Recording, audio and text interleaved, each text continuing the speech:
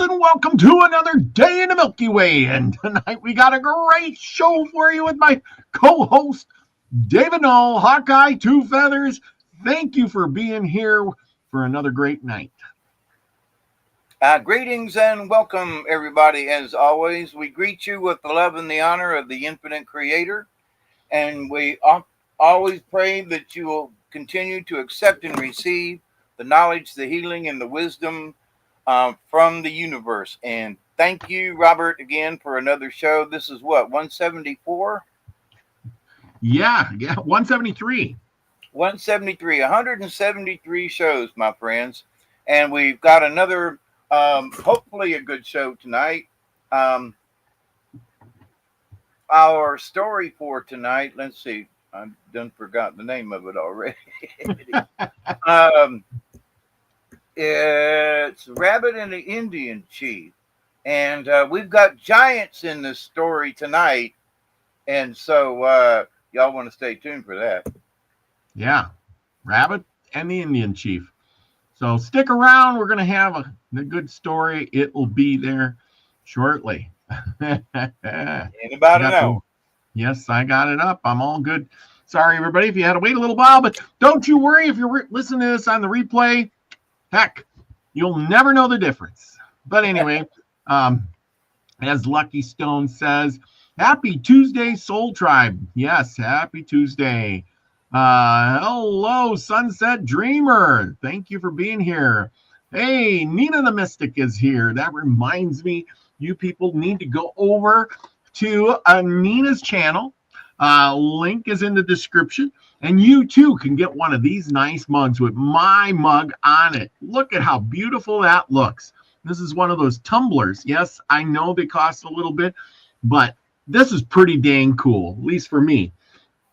We're going to make up some new ones. This will be the last. I've already talked to Nina, and she says she's going to make up some new stuff. No more mug on your mug. Once these are done, we're going with something new. And the secret is out. It will be new. So buy these. They will be collector's items when I'm really famous. There you go. Well, you're already infamous, so. Infamous, yes. There's Elderberry. Elderberry's in the house. What's up? Yeah, thank you. Chloe. Chloe's in the house. Hey, Robert V. and Hawkeye. Witchy Moon's in the house. Thank you, Witchy Moon. Thank you for being here. Thank you for joining us tonight. Link is in the description. Yes, link is in the description. And yeah, Off the Hook is here. And thank you for being here. Aloha to you too. I love it. I love it. Aloha, aloha. There you go. But remember, get yours. They even got little stickers. You can get my face and put it on any mug, any shirt, anything you want. Look at this. Ain't that nice? Little sticker with me on it to support the Soul Tribe. That's what you're doing. You're supporting the Soul Tribe. You know, getting us out there. You know, it's nothing fancy. And yes, it costs a little bit, but hey, if you're going to spend money, buy somebody a nice T-shirt. You know, maybe we're going to come up with something like this. With it's going to be something new. You know, vibe with the tribe or be the frequency you want to receive. But this will be the last one that says the Milky Way Souls Tribe with Robert V. And then we will change it up. My mug is getting a little old on that mug. You get what I mean? So get yours now. I'm so proud of that. So, like I said, I got T-shirts and stuff on there. You get tanks and you can get shorts. And I don't know, one of these days I'm going to order the shorts for Scotty Boy because I don't want him to go without pants. Yes. Yes, I'm going to send you some stuff, Nina, here soon with all the new things, you know, ideas I have, and we'll get that going. But you made me do a lot of thinking on that. Okay, down to business. With that, we're going to have a good story tonight. David, you're going to pull some cards. It's going to be really good. And let's see, took the short down. Took the short down. I don't understand. Took the short down. Shirt down? Stubborn. I don't get it. Anyway, sorry.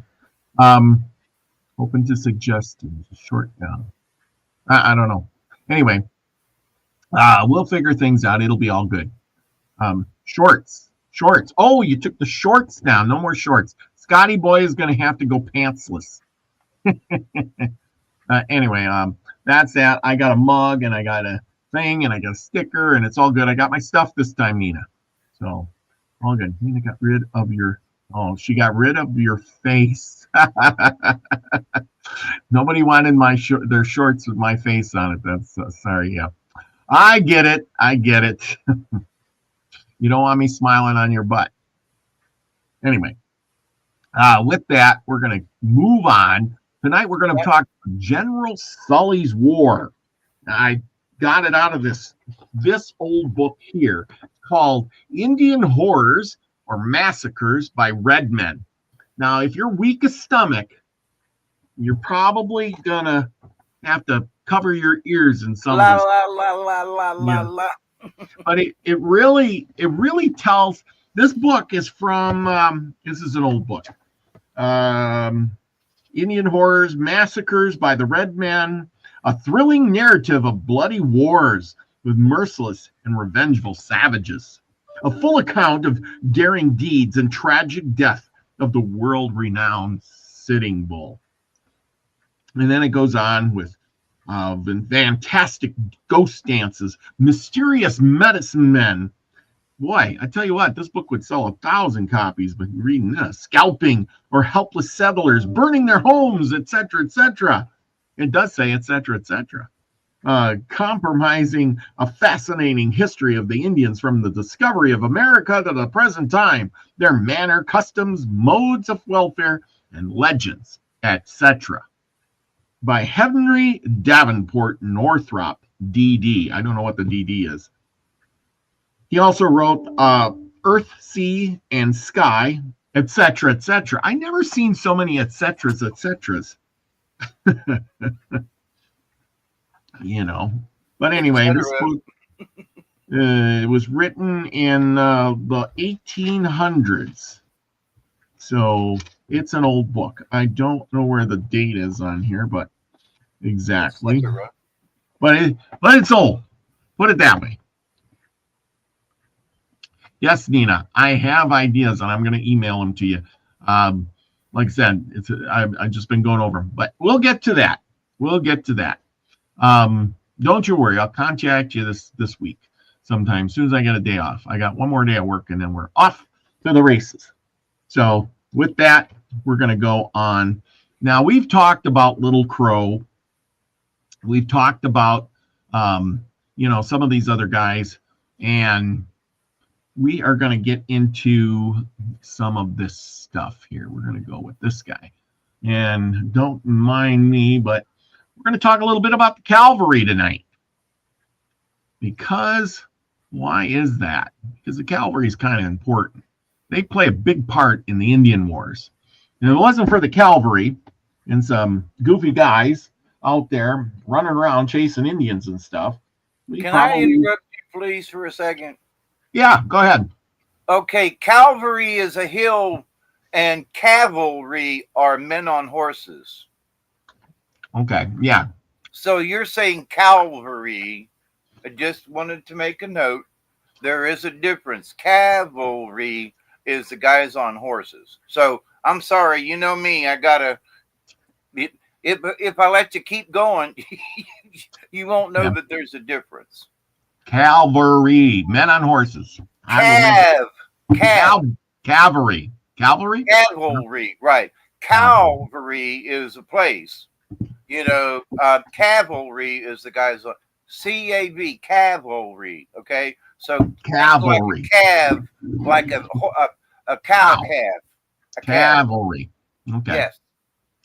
I'm sorry. All right. I got the horses up here with the guys on them. U.S. military. There you go. At their finest. And as you can see, this is probably kind of how they were back in the day.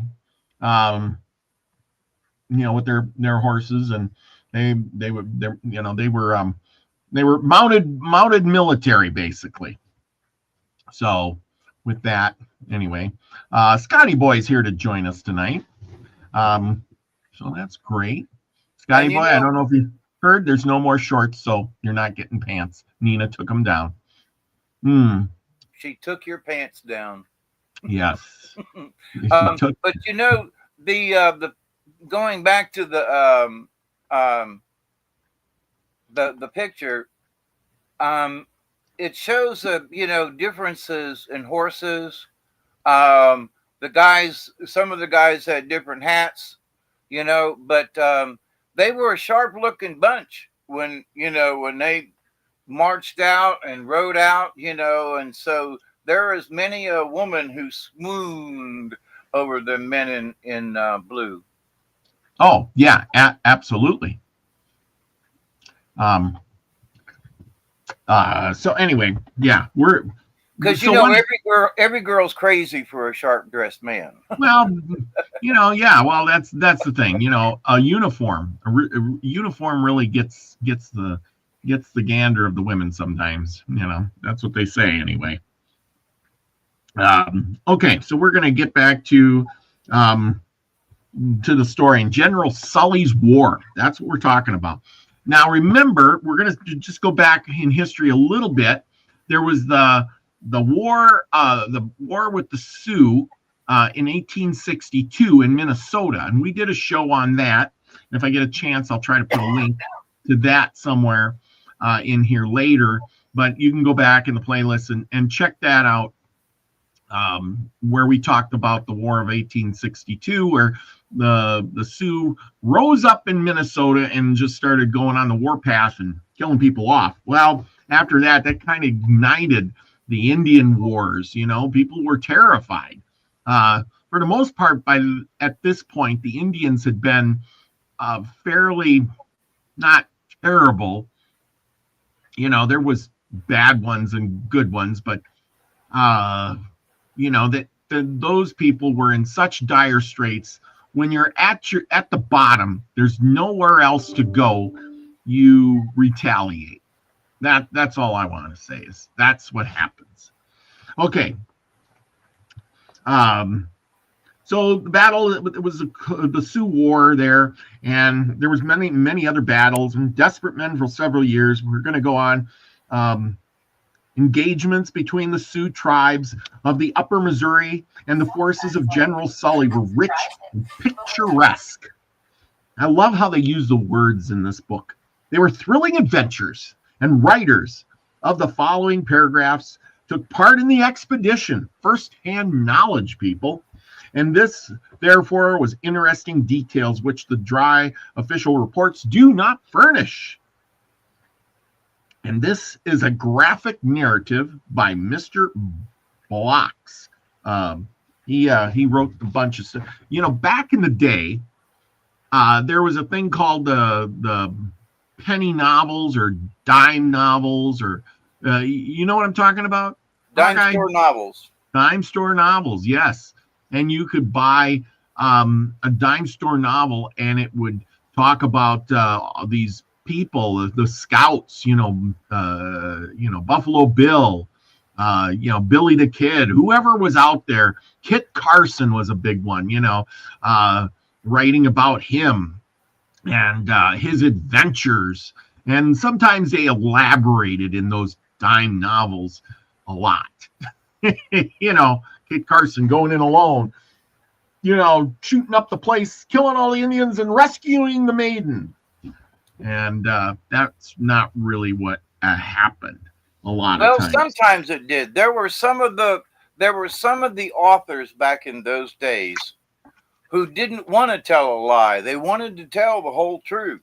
And so there were writers who literally would follow, like you mentioned it, but Kit Carson, would follow him around and the escapades of Kit Carson, and they'd write a story for the July edition of the Harper's Ferry or something, So, but the dime store novels were just that. You paid a dime, and they were printed up, and folks couldn't wait, they'd get around and read it over and over again until the pages were just worn. So, but anyway, yes, very, very popular in the day. And some of them were just made up stories. And those authors, well, they weren't followed as well as some of the others. So, but anyway. Well, yeah. But that's the thing. I think some of that got elaborated as it went on, but you're right. They had to tell a story, but back in the day, there was no Superman and fantastic things. So Kit Carson having a duel in the street, or not Kit Carson, but who's that other guy? The guy that had the first shootout. I can't remember his name. Not Doc Holliday, but my Billy name the is Kid. No. Pat Garrett. No, he was he's the one who killed Billy the Kid. I'll think of it in a minute. He got aces and twos, and he got shot in Deadwood. You know who I'm talking about. I'm picturing him in my head, and I'm like, all it comes up is Kit Carson. Kit Carson's the wrong guy. He hung around Buffalo Bill Cody. Anyway, we're not talking about them. We're talking about this guy. I'm going to read some from the book, and I'm going to elaborate the rest. So hang on, everybody. Here we go. There's Savage Lee. He made it. Howdy, y'all. Thank you for coming. Off the Hook says, watch Dances with Wolves, the extended version. That is quite the thing. Yes. Not Davy Crockett either. It's not Davy Crockett. Okay, the troops consisted of the 2nd Nebraska Cavalry. The whole point about this thing is it's going to show us how the cavalry treated the Indians. That's what it's all about. Colonel Fumas, commanding 2 companies of the 7th Iowa Cavalry, a battalion of the 6th Iowa Cavalry, Major House commanding, and 2 companies of the infantry. Infantry are men on foot. And with the train to serve as guard to the supplies, we moved up the Missouri and established a supply depot at Fort Sully, near opposite Old Fort Perry. Early in the month of August 1863, we marched in search of the Indians. They're searching for the Indians. The weather became intensely hot. Well, of course, it's August. You're on the plains. We made our slow progress, advanced to the cool of the day, and resting during the afternoon. We had reached Cannonball River and were proceeding towards Painted Wood River when the scouts discovered and brought in an old Indian named Keg, who had been inhumanly abandoned by his tribe and left to die on the side of a small stream. Now, remember, we talked about this once before where, hey, if you can't keep up, well, we're just going to leave you. We'll leave you a little food and we'll leave you a little stuff, and we can't take you along anymore. Goodbye. You know what I'm saying? The rest of the tribe says, we love you, but we got to go. Yeah, especially if the military's chasing us. Right. And here's the thing. Most of them understood that they would sacrifice themselves to allow the rest of their peoples to go on. But go ahead. His statement was to the effect that he had frozen his feet during the past winter, so severe, now hot weather, he's having inflamed his sores and to render travel impossible. The rest had stolen his ponies, his blankets, and abandoned him to his fate. General Sully furnished him with food and clothing, and after his wounds were cared for, which kindness so touched the old Indian that he did not hesitate to give all the information he possessed relative to movements of his tribe. See what a little bit of food and encouragement can do? It's like, here, we'll put some Band-Aids on, give you some food and water. Now he's so happy. They went that way. There's 500 of them. They're going over the hill. And that's just what he did. He said they'd gone to hunt by the lakes some 100 miles away to hunt buffaloes and would remain there for a very long time in order to secure sufficient meat for the winter and during the fall and winter time. So what did they do? The troops readied themselves, and off they went. Upon receiving this intelligence, General Sully gave the order to advance and took Old Keg along with the guides. Scouts were out daily in search of the Indians, and fresh trails and skeletons of recently killed buffalo gave evidence of the enemy. He was not too far a distance away. One evening, while passing among a series of beautiful little lakes, which Keg informed us were in the hunting ground of the tribe, we came upon some buffaloes, which had evidently been killed but a few hours before. And there we go. Here are the Indians killing the buffalo. Yes. I'm trying to put the pictures and all this together, everybody, so bear with me. Keg informed us that these were the hunting grounds, and Major House was at once sent out to scout for the Indians. After he'd left, nearly all those remaining in camp, including myself, sought rest in the tent and soon fell asleep, extremely fatigued from marching nearly all the previous night in order to avoid the heat of the sun. So now we know that they march at night, basically to stay cool. And of course, it is August, so at night would be the best time. There's no trees, no forest. Remember, you're on the plains, and for miles and miles, as far as the eye can see, there's nothing but grass and grass and grass, no shade, no place to cool off. You're lucky to find anything. About 3 o'clock in the afternoon, I was awakened by a great tumult. I don't know what that means. And upon going out of my tent, I saw men rushing westward over the prairie. And in instant inquiring the cause, I learned that Major House had discovered the Indians and camped not far off on a ridge, and the great battle was about to begin.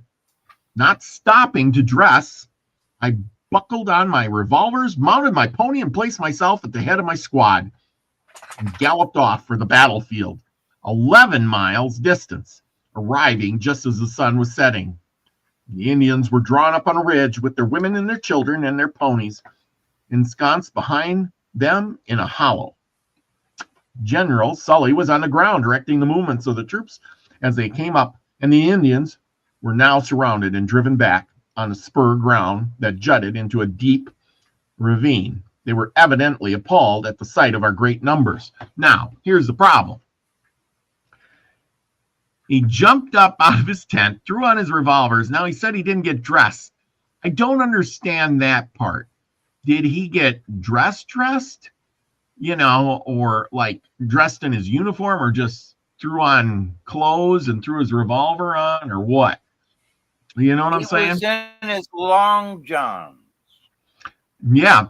Now here's the back in those days they wore long johns. So when they stripped down, so when he come out of the tent, he was in his long johns and put on his belt and jumped on his horse and hauled butt. Apparently he did. Now the bad part about it was when he said he had to ride 11 miles. He's riding 11 miles in his long johns. Yep. I could see it was just like a mile away, but do you know how far 11 miles is on a horse? I don't think that's a lot of humping and bumping. Yeah. I mean, I don't think I've ever had a horse that could run 11 miles, first off. And if I did have a horse that could run 11 miles, by the time I got there, that horse would be done. You know, I mean, come on. And wasn't the sun going down too? So the light would have been bad too, which makes it harder to ride. So, well, that and it's hot outside. So, I mean, at 3 o'clock in the afternoon, you're taking off at a dead run. Holy cow. I'm walking my horse because there's no way I'm going to run like crazy to get out there. And, you know what I mean? I mean, yep. At least maybe they had better horses back then that were conditioned way better than my horse would be. That's all I'm saying. Well, anyway, after an orderly was seen galloping up to Major House and delivered a message from General Sully. All at once, he once suspected that they learned that there was a order to hold the Indians in check and defer an attack until he had concluded a council. So General Sully was going to have a council with the chiefs. And then, what do you think happened? The troops got restless. The disappointment ran along the lines. And Captain Bain of the 2nd Nebraska Cavalry, resolving to take advantage of the moment, he had yet received positive orders. He stepped out before the men and said, see, this is where things go wrong. When your troops don't obey orders. You know, I agree that they should obey orders, but these guys, I don't know what they were thinking. You're going to battle, you might die, and yet you're like, oh, we're waiting to go fight and get killed. Arrows are going to be flying all over, and a lot of us are going to die, but let's go. You know what I mean? Yeah, because, you know, the Indians were like the Taliban, okay? Yeah. We're going to kill them. We're going to murder them. We're going to, you know, actually, it was worse because, you know, they probably knew somebody that had been killed by an Indian, you know, and possibly scalped. So their fervor for killing was just palpable. I mean, they literally could taste the blood in the air. They could. And so Bain steps up and he says, boys, we've come a long way to fight these Indians, and now that we have got them, I'm in favor of whaling them. Shall we advance? Yes, yes, yes, was the cry. Now remember, General Sully's meeting with the chiefs, making a peace or something, I don't know.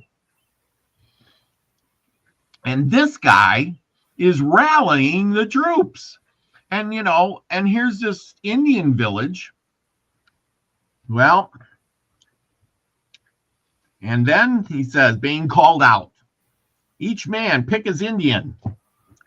Every soldier at once leveled his gun. An Indian now advanced, wrapped in a garrison flag. That means American flag. And crying out, how, moving his hand up and down as if in greeting. As yet not a shot had been fired. The Indians stood perfectly still, wrapped in their blankets, their guns concealed under them, and only the top of the bow visible here and there. When the Indian who was advancing was close to our line, a little Dutchman on the left fired and killed him. He gathered up the flag about him for a winding shell as he fell. More shots were fired and the action became general. About 125 of the savages had gone up on the hill where General Sully was holding the council. When the battle commenced, these began to retreat, but the general ordered his bodyguards, consisting of 2 companies of cavalry, to take them prisoners, which was accordingly done. So now you're a chief, you're in council, and you got these American cavalry, and they are firing on your men, and they're taking your chiefs, prisoner, and now they're going into your village, and they're firing, and they're going in your village. You're killing your people. The war is started. You know what I mean? This is where things. This is why I'm saying is that. What do you think, David? Tell me, what do you think? Who was in the wrong here? Oh, well, the white man. Period. I mean, because if you call a council, which they're sort of doing over it, with Putin in the Ukraine right now, you got to be able to trust. So here's this Indian chief, that walked into the white man's territory, basically, Yeah. and had a powwow. So to the native folks, the powwow, you know, passing the pipe, and that's a big deal. That's sacred. So here's the white man came in while they were doing a sacred ceremony to discuss peace, and they were, you know, shot at, killed, and taken capture. That, you know how fast that would spread among the Indians? If you thought you couldn't trust the white man now, you really can't trust them. I know. And then if you're a chief and all of a sudden they surround you and say, we're taking you prisoner, we're going to kill all your people. Holy cow, I'd be so pissed. Really pissed. Yeah. And you know, and you wonder why the natives wanted to go scalp them all. You know, I mean, here's women and children, and I got a note also that their Indian village was not really a village per se. It was a bunch of teepees set up in a common place while they were hunting for the buffalo. So it wasn't like this was some established village for years and years. It was basically a hunting camp. Okay. Yes. So they're all there, you know, doing their thing. But then these folks, you know, decide to massacre them. And that's exactly it. I mean, a teepee is not going to protect you from bullets. It's not like a fort. It's just a temporary camp. It's a tent. You know, you're camping out. You're on the move. You don't bring a lot of supplies and things. You're going out to get some meat and, you know, shoot some buffalo and move on. And you know, it's just a temporary shelter. And now you got men with rifles shooting into your tent and chasing your women and children down. It's terrible. Let me go on here and tell you what happened. Okay. The hard battle. The Indians fought with desperate bravery, which was still more apparent than the darkness that came on, because remember, the evening's coming and the sun is setting. They charged upon us with their ponies, yelling and with force, and their way through our lines. The soldiers resisted, and clubbed with muskets, they tried to get the Indians. The white men and the ponies rolled on the ground together in a desperate hand-to-hand struggle. The battle raged and surged amid the darkness, lighted only by the thick flashes of the guns. Many Indians cut their way through and escaped. We lost a little ground after dark and bivouacked where we were, hearing all night the cries of our wounded, but with no suspicion of the treatment they were receiving at the hands of the enemy. In the morning, we discovered that during the night, the squaws had come down from the hill and attacked our wounded with long-handled tomahawks. Now, people, if you don't want to hear this part, you better cover your ears, because these people, they got a little bit crazy. During the night, the squaws had come down from the hill and attacked our wounded with long-handled tomahawks. And they had beat out their brains, this is the wounded, and then cut out their tongues with butcher knives. Lieutenant Levitt was one of the victims of these furies. This is how desperate people would fight back. People were tough back then. This is how tough this guy was fighting back. I'll tell you, this guy is tougher as nails. We're going to go to this one. Okay. Lieutenant Levitt was one of the victims of those furies. He had been wounded early in the action, and his horse, having fallen on his leg, he was unable to escape. And when the men fell back, lying close to his dead horse and partially hidden by his saddle, he hoped to escape notice. But a squaw who came up to rifle the saddlebags discovered and struck at him with her tomahawk. He made a thrust at her with his saber. Remember, they had the big long sabers, you know, like a sword. Yeah. Well, he made thrusts at her, but he couldn't reach her. After repeated efforts to kill him, she, by her cries, brought a half a dozen other squaws around her, and they all united in an attack upon him, making motions and then suddenly striking him.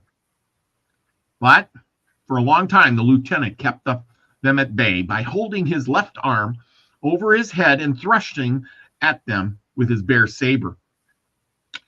But nearly every finger of his left hand was broken, and the flesh on his left arm, because he's blocking it with his left arm, because they're trying to wail on him with the tomahawks, and he's holding his saber, and they're breaking all his fingers. I mean, people nowadays are wussies. You break one finger and you're going crying to the hospital. This guy broke all his fingers. They chopped him to the bare bone.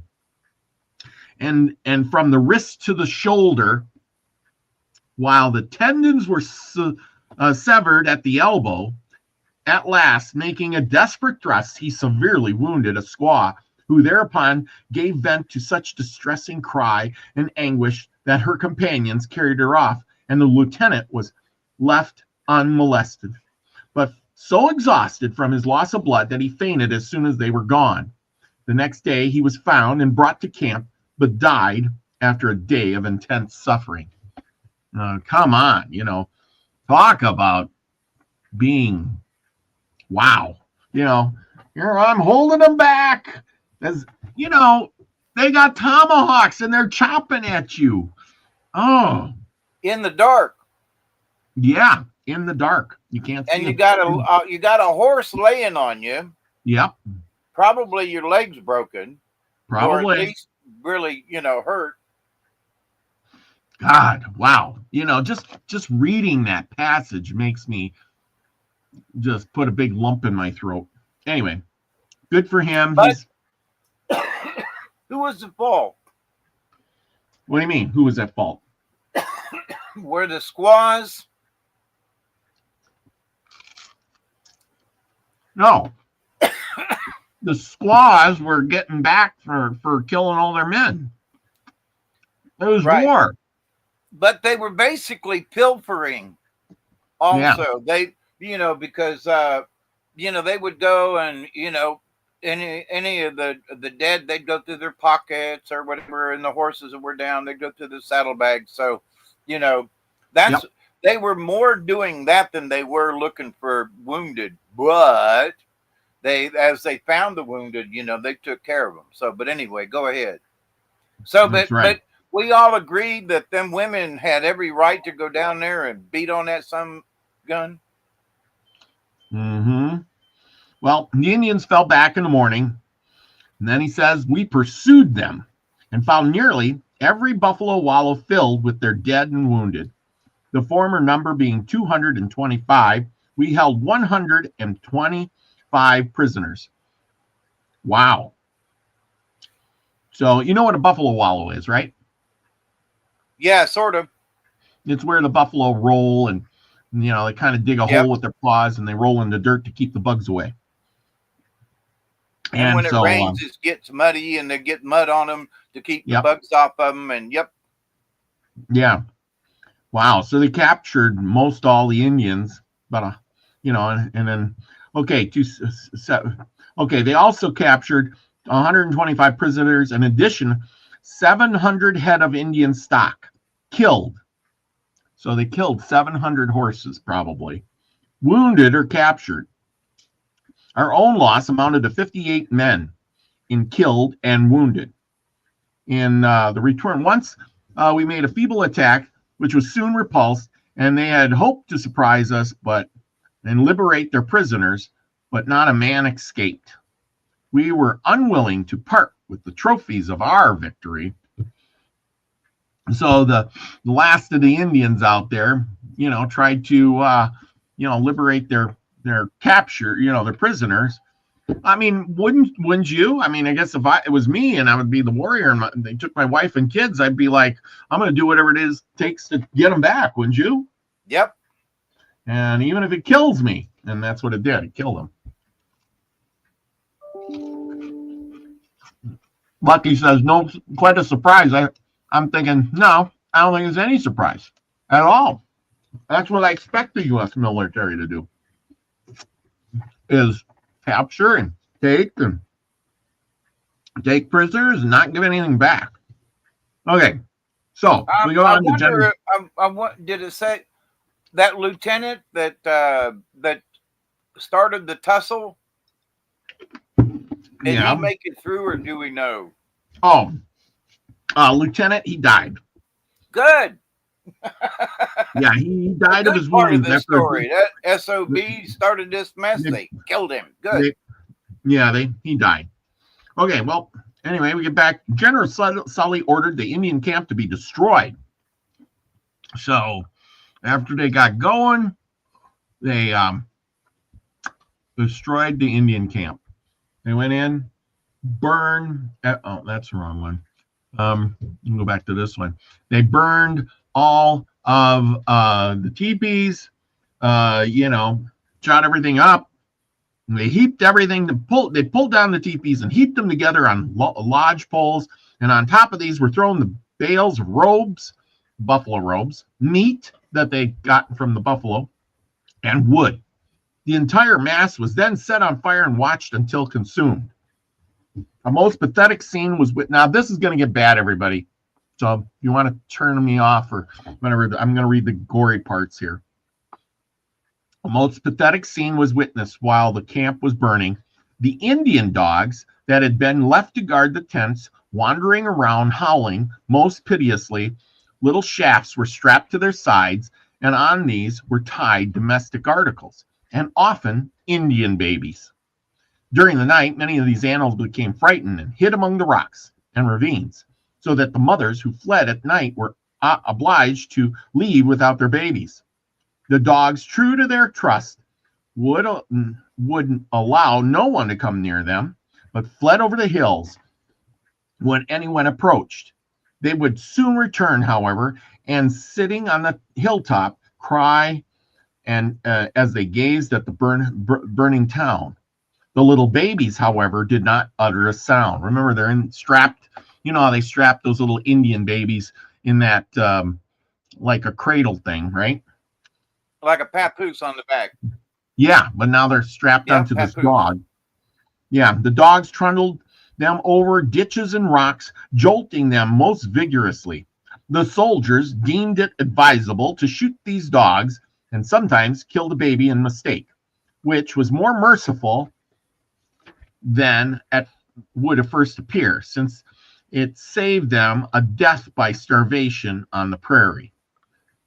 And see, that's the thing too. I don't understand. It's like, so the baby's out there, it's tied to the dog, you burn the town down, then you shoot the dog, and you just leave the baby there to starve to death in the little cradle, the papoose thing. Wow. Talk about cruelty. Because, it gets hot out there. You leave a little baby out in that sun for a day, it's going to die. It's like leaving them in a hot car. Yeah. General Sully now determined to follow up the Indians and inflict further chastisement. Lieutenant Bay was detached with 60 men to scout. On the first day, he saw before him 2 Indians making their way on foot to the hills. One of them seemed to be wounded and was leaning on the shoulder of the other. When the lieutenant called out, "There are 2 of them. Let's go for them." They galloped and marched. The savages, who had been walking slowly, quickened their gait to the march. The guide, an old and experienced frontiersman, said to Bay, "Look out, Lieutenant. They are a decoy. Look how the lame one mends his pace." "Silence," said Bain. I'm in command here, not you." This is where things go utterly wrong. How many of them are there now? Did you say 50? There's 60 men 60. And a couple of scouts here. It says here, okay. Lieutenant Bay was detached with 60 men to scout. I don't know how many scouts there was, but anyway, the scout had told him, he says, "Hey, those guys are a decoy. Don't follow them. Don't do that." He says, "Nah, don't worry about it. I'm in command here, not you." The guide said not a word, but reined his horse, allowed the column to pass, and then putting spurs to his horse, flew to the camp. So he went back. He says, "Screw that. I'm out of here." Lieutenant Bain followed the 2 Indians up the canyon, and then within pistol shot of them, which means pretty close, because a pistol, how far will a pistol travel? What, 30, 40 yards maybe? Accurately. Yeah. So they're really close. And then within pistol shot of them, they suddenly disappeared. Immediately, the hills swarmed with Indians. They are in our rear, and they called out, the men. And looking backwards, Bain saw 300 or 400 of them blocking up the way by which they had come. Look, look, shouted Sergeant Bain, and looking up the canyon, the lieutenant saw 2 solid lines of savages marching down upon him in that direction. Of course, he says, "Oh no, we're lost!" And they were all utterly paralyzed and thought of what he had done. "Fours," he started calling out. "Fours right about wheel." Bain now, ones of the fours, cut right. He's giving orders to the guys. Cut left. 2s and 3s, go ahead. Steady column. Forward, gallop, march. Away went the column, and dashing up the savages, rode or cut down all who opposed them. Fast and furious fell the saber strokes, and the enemy, appalled at the terrific onset, parted and allowed the column to pass through to the plain. Lieutenant Bain at one time fought with the most desperate valor in order to allow his troops who had fallen behind to come up. Although many horses were wounded, yet, strange to say, but only one man was killed. And we can go to this one. There we go. Okay, now the brave act. As the column was flying over the plains with the Indians in full pursuit, the horse of brave Sergeant Bain was seen suddenly to stagger and drop to his knees. Oh no, that doesn't sound so good. The sergeant turned aside and allowed the column to pass, and then shouted to some troops, "Hey, stop and take me up on one of your horses." But the demoralized horseman paid no attention to his request. Mounting again, he rode on the same horse, hoping to overtake the column, but observing that his horse, which each moment growing more feeble, and that in consequence he was fast losing ground, he resolved to turn aside from the trail and ride across the prairie, so that by drawing after him as many Indians as possible, he might increase the chances of escape for his brother soldiers. We saw this gallant man dashing across the prairie, followed by hooting, rattling of the savages. And suddenly his horse stopped and fell dead on the ground. Taking up shelter behind it, he leveled his Enfield rifle and shot one of the Indians dead. Quickly reloading, dispatched another. Then drawing his revolver, he killed 8 more. They drew him, weak and bleeding, from behind his horse and scalped him. Oh, man. I think this is the picture I got. There you go. But yeah, he didn't make it. I feel bad for the guy, but see, I don't understand. So the cavalry is watching him ride across. They know what's going to happen. The Indians are chasing, but nobody wanted to turn around and help him. I don't get it. It's like, come on, go help your brothers. I don't feel bad for the guy because 2 days earlier they were killing everybody in the Waller. Yeah. I'm sorry. This is retaliation. They didn't start this. The white man did. I mean, that's exactly from right. the first bullet shot. And so now all the people, and God knows, them restless cavalrymen would have a tendency, like if there was an Indian that was like, "Hey, I'm going to get you," they'd just shoot him dead. And then everybody's standing around going like, "What? Well, we can't let these rebel rousers take over. So somebody say something, and bam, they shoot them dead. Anybody else, Yeah.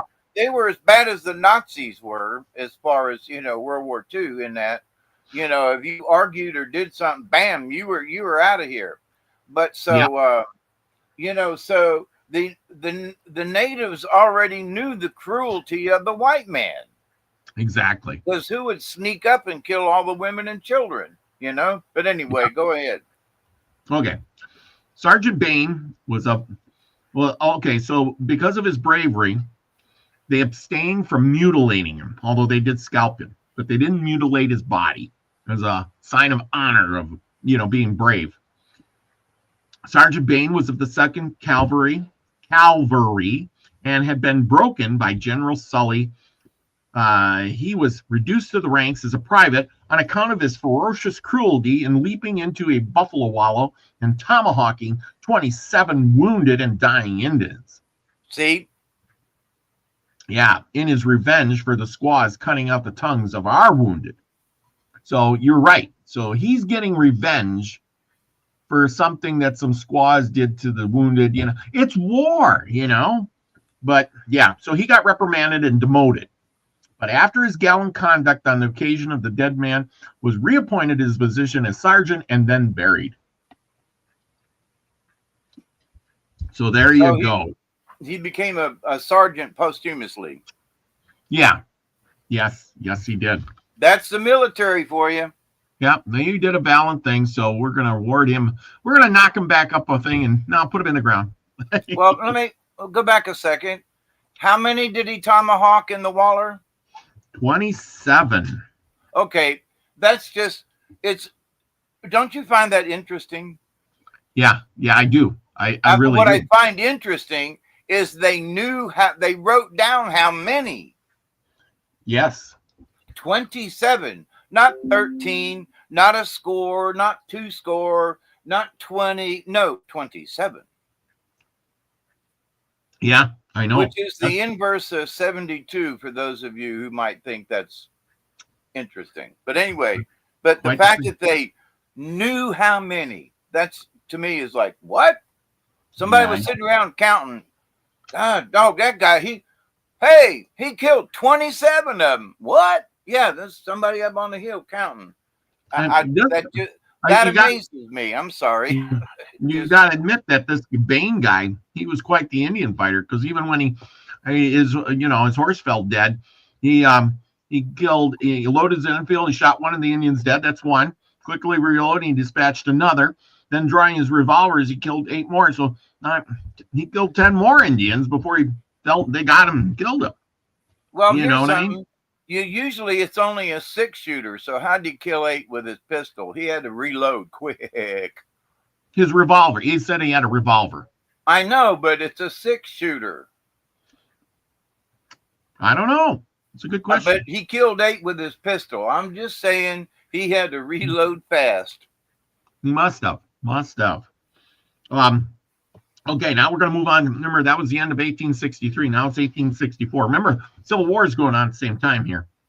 In 1864, the Indians, under a famous chief of the Sioux, Spotted Tail, had become very violent in their outrages upon the settlers, and an expedition was organized against them under the command of Colonel Brown. Now, you wonder why Spotted Tail. Why was Spotted Tail, causing trouble and being violent to the settlers and the people and the. What do you think? Oh, yeah, the cavalry marches in and they destroy my village, kill all my people. Yeah, that's all right. Don't worry about it, right? Well, they made a rendezvous. Yeah, forgive and forget. No, he wasn't like that. In a rendezvous near North Platte on the Platte River, the force consisted of the 1st Nebraska, the 12th Missouri, a detachment of the 2nd United States, and the 7th Iowa Cavalry. The snow was quite deep. We're talking snow, so it's the winter. It was quite deep on the plains and was considered a favorable opportunity to attack the Indians who were encamped on the Republican River. Now remember, the Indians have 4 seasons. Do you remember what those seasons are? Yeah, wintertime was for hunkering down. That's right. And then spring was... Oh, you're asking me? Yeah. Spring was spring up and get ready for, and summer was hunting and getting ready for the winter, and fall was for collecting and No, getting yeah. ready for the hunker down. So Spring was the hunt because you got to replenish your food. Then summer was wartime, and then fall was, hunt time, and then there was winter, which was hunkering down. So your 4 seasons, 2 hunting seasons, wartime in the middle in the summer. That's when they did their wartime, was summer. And the rest of the time was either hunting or hunkering down. And I don't blame them. That was probably the best time. So, well, there wasn't much time to go to the movies in there. You know what I mean? But yeah, exactly. So they're hunkering down in the winter. Encumbered with their villages, their women, and their children, we had many Indians in our force. Now remember, the cavalry, they employed Indians from different tribes who may either dislike that tribe that they're chasing, or just because they're getting paid, they're surrendered to the white man, and they give them all this good stuff, and it's like, look at me, I get to wear a suit, and I get to hunt my enemy, and they didn't think like well, they should have said, look, I'm a red man and you're a white man, but instead I'm going to buddy up with the white man and we're going to go hunt red men. You know what I mean? Yep. And that's the undoing of the Indians, I do believe. Okay, anyway, we had many Indians in our force, among them a large number of Pawnee scouts. Remember, the Pawnee and the Sioux did not really get along very well. In early January, the expedition started marching southward towards the Republican River. After establishing a depot of supplies on the river, the scouting began, and one day, Lieutenant James McCurry, who had marched out of Short Nose Creek with a party of scouts, was attacked by a large body of Sioux. 6 of his men were wounded.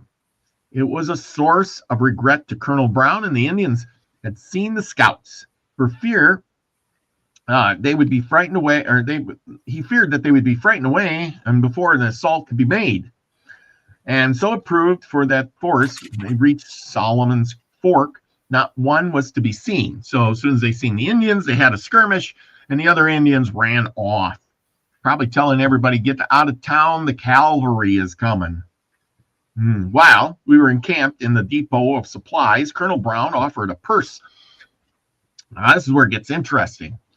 Of $500 to any scout who would discover an Indian village and lead the command to it. Oh boy. You know what $500 would buy you back in those days? That was like $10,000. Yeah, it would buy you a farm or something. You could live. I mean, cowboy herding cows would make $25 a month. So think of it that way. It's like, holy cow, it would be looking like working for 2 years. Yeah, they worked for grub and tobacco, and $10 a month. Yeah, it's crazy. Craziness. Okay, so he says $500 reward. The prize was tempting, but few had the courage to attempt to win it.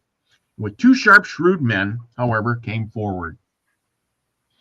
Of course, we always have some shrewd man who wants to come forward. And here's your man. They tempted to win. There were 2 sharp, shrewd men. However, one who came forward, Sergeant Hills, and the 1st Nebraska, and Sergeant Rolla of the 7th Iowa. On the day following the departure of Hills and Rolla, a guide named Nelson and myself obtained permission to scout. We took several days' supplies on a mule and set out on our ponies, traveling by night and by day, hiding in the brush and keeping a sharp lookout for the enemy. One morning, while lighting a fire to cook breakfast, I heard several shots. Apparently 4 or 5 miles distance. I tell you what, you can hear a shot 4 or 5 miles away. You don't need a hearing aid. Feeling sure that the guns were those of the main force, which was to pass in that direction on the way to Solomon, I proposed we go down to meet them, which was at once acceded to. After riding up the stream for about 5 miles, finding no trail, I expressed surprise at the long distance at which a rifle shot could be heard. And I informed Nelson that it was not an unusual thing for a report to be heard from 10 to 20 miles along the bottomland of a creek. You know, the only thing that comes to mind there is that there's no other noises. You know, like today, you know, there's going to be cars, there's interference with airplanes, there's buzzing off of electrical lines, all these other noises. And if you take all that away, maybe you could hear a shot from 10 or 20 miles away. You know what I mean? Oh, yeah. Out there you could, because here, just around here, when hunting season comes, you can, you know, and I've gotten pretty good over the last 40 years of being able to, you know, at least tell you the direction that the rifle shot came from, you know, and about approximately how far away it sounded. So you know that next door neighbor, it ain't him, but the next door neighbor, he's got a field and he's probably shooting over there because that's the direction. So, you know, 5 miles or further out in an open plain like that. Oh yeah, I don't doubt it at all. Yeah. Yeah. Because it didn't say how loud it sounded. He said that he heard it. Yep. So, you know, that thing could echo for a long way, because if there are no trees or anything to block the sound, it's the sound waves keep on going. They do. There's no trees out here. So there you go. They went 5 miles more, and all of a sudden they found a riderless horse approaching them at great speed. It proved to be the one of Sergeant Hiles. And here comes the horse. Come on. This horse don't want to come up. But anyway, proves to be the one of Sergeant Hiles. And it was without a saddle.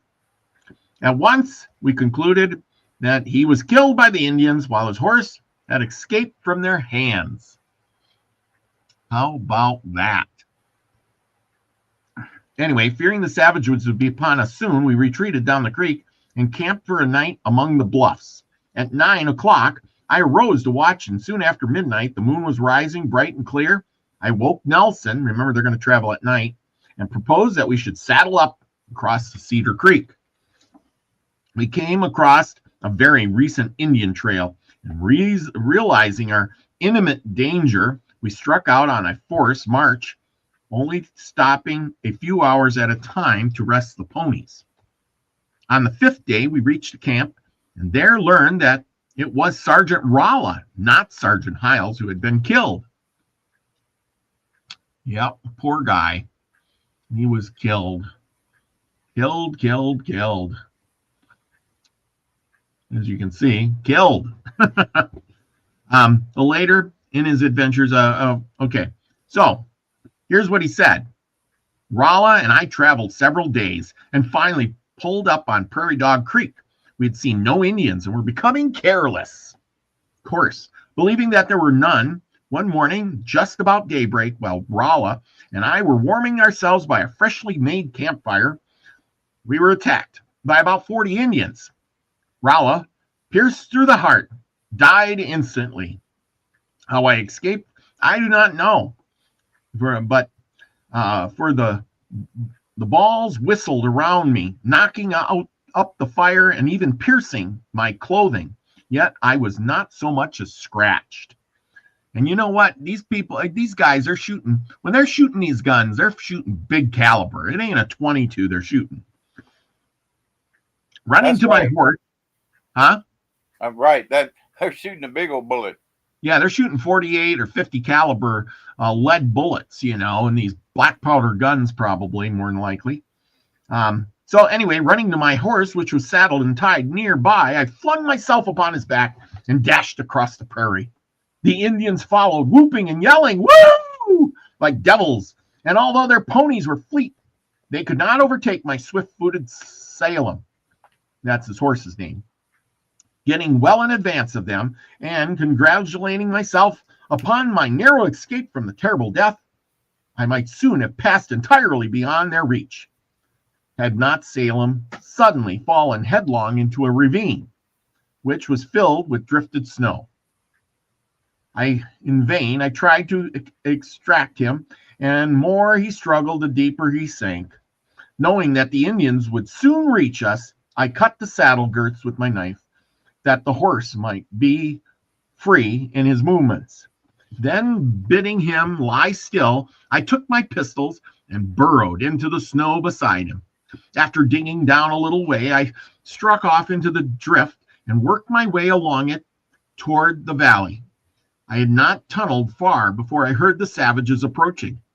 Pushing up my head, they cut a small hole in the crust of the snow to enable me to peep out. Then they came up and began to yell, and Salem, making a great bound, leaped up upon the solid earth and the edge of the ravine, and dragging himself out of the drift, he galloped furiously across the prairie.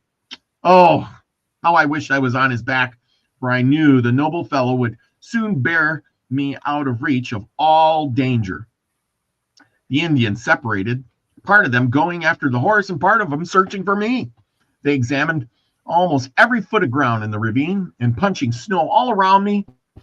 And once passing within a few feet of my hiding place, the precipitous, I was sweating and stood.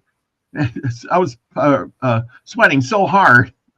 My forehead was wet, and I expected at every moment to be dragged out and scalped. Resolving to sell my life as dearly as possible, I grasped my pistols. Apparently he had 2 of them. Maybe that's why the other guy killed 8 of them, because he had 2 pistols. Yeah. I remained quiet. After a prolonged search for my foes, gave up the task, and I did not venture forth until knowing well that they were long out of this place. On the second night, I crawled out. Remember, he's in the snow. It's got to be cold. I mean, I've been in snow and snow caves and whatever before. You know, if you're in there for an hour or 2, okay, but after that, you're just going to get cold. You know, it's like being in a block of ice. How many of you want to be in a block of ice, right? I crawled out so numb as hardly I was able to walk. Fortunately, the first day out, I shot an antelope, which furnished me raw meat, and in 2 days and a half, I reached the camp. Now, that's a tough man. You shoot an antelope, and you get raw meat. Now, I suppose he wasn't making a fire, so as the Indians would chase him, and he would be captured. And if he could have found anything to burn. Yes. Because of the snow covered everything, so. Yeah, and there's no trees, so you just got grass, so you're eating raw meat. Oh, my. You know, and with that, we're going to end right there so you can get into your story, but I hope everybody enjoyed that part. Next week is the part about the wolves. Wolves attack the snow hut. So we're going to get into that. That's even a better story. Good with that one. Anyway, yeah. Truth Seeker says we pick 5 or 6 animal cards. Well, he picks what the spirit tells him to pick. Double fisting the revolvers. That's what he was going to do savagely. He was going to double fist them. Yeah. Go out in a blaze of glory, like the song. Who sings that? Bon Jovi. Down in a blaze of glory. And then that for the Young Guns. That's what I'm thinking of. Anyhow, well, I hope you all enjoyed that. Let me interject something. It would have been interesting for the Braves. So he took the saddle off, right? Yep. And then he started burrowing in the snow. Yep. How come they didn't find the burrow? It's just a question.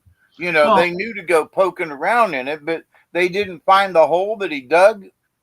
Well, I suppose he just pushed the snow back as he burrowed through the snow. He just pushed it back because he didn't have a shovel.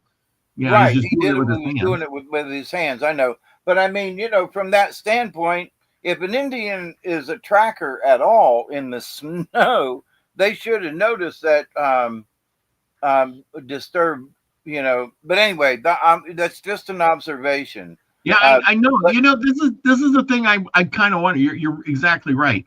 is I've heard we've read these stories before. I've read a lot of stories where, the guy, even with Herman Lehman, remember the Rangers were there and all he did was lay in the grass really still and they walked right by him and didn't see him. And I'm thinking, amazing what a little cover can do, even for the best of trackers. Because I'm sure those Rangers were good trackers too. Like you said, these Indians they're better trackers than anybody on the planet. And yeah, they're master trackers, in the snow. And yet they walked right by him. So how good are you? I do have to say something about the lying still thing. And there's been a couple of times in my lifetime where I've had to be very still. I found this out back when I was a preteen or maybe a teenager playing hide and go seek. And I found out that there were times that I could lay in the tall grass and I'd have a person walk on either side of me and never see me, hear me, or nothing. And so I can remember this one time I was laying along the edge of the foundation of the next door neighbor's house. And I was like, they can't see me. I'm invisible. They can't. This was long before any of this stuff nowadays. But I just kept thinking, they can't see me. They can't see me. They can't see me.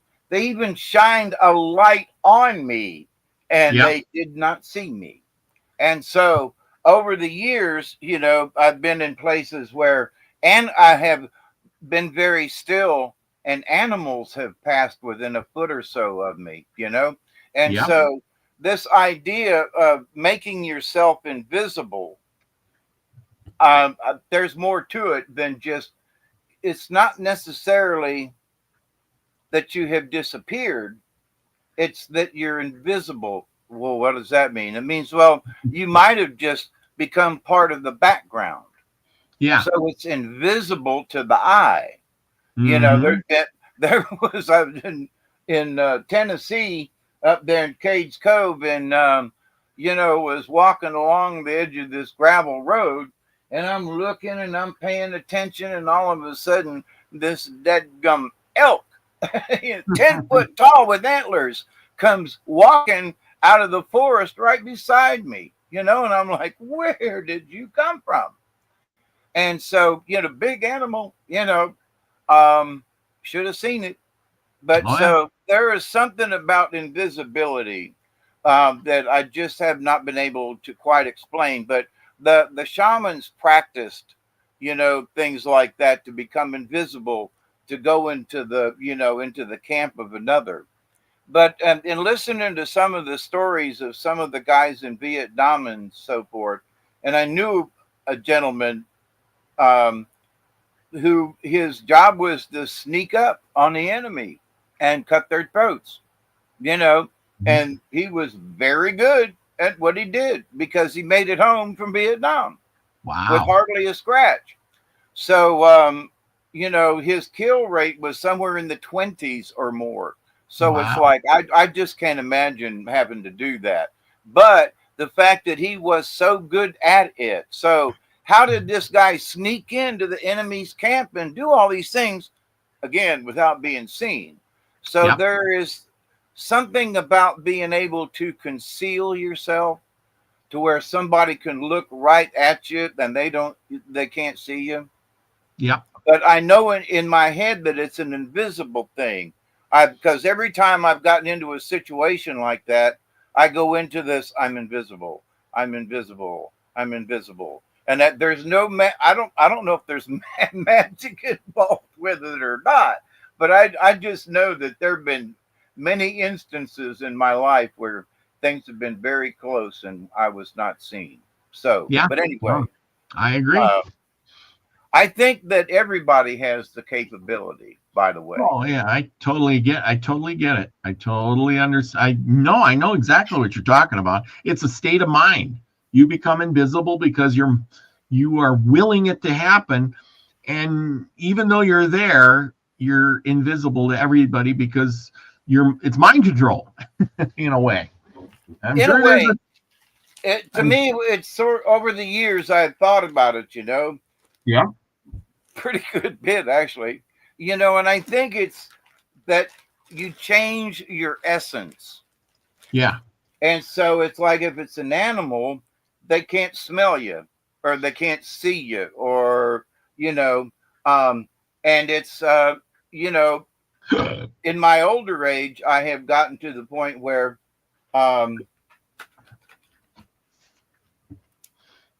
it's about camouflage. It's about being a tree. If I'm out in the woods or something and I want to become invisible, then I think I'm a tree or I'm part of the grass or I'm part of my surroundings. And for me, anyway, it seems to have helped. But far be it to say that I'm a master at it. But I can say that I've had great success with it. So yeah, yeah, cool. and seeing the fact that you know about it and can understand what I'm talking about, because there are folks who would never be able to experience that feeling. Well, it's just like when you're a young kid and you go to the school dance and you sit in the corner kind of, and then everybody the next day says, "You were there? I didn't see you," because you think you're like invisible to everybody. Yeah, And all those flowers on the wall, they don't bother me at all. Exactly. So anyway, we got a story for tonight. So, yeah, while we're yakking, I was having a cigarette break and I'm shuffling cards. All right. So we're set. There was a reason for yakking with you for a minute. No problem. Before we started off, the feeling was shuffle the cards, Dave. Yep. Anyway, so about done with the shuffle part. All right, so our story for tonight is Rabbit and the Indian Chief.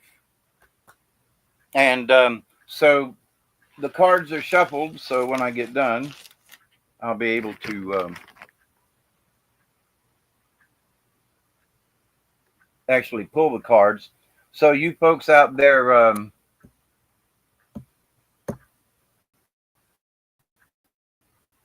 you be thinking on what kind of message you want. I'm almost ready. Hang on.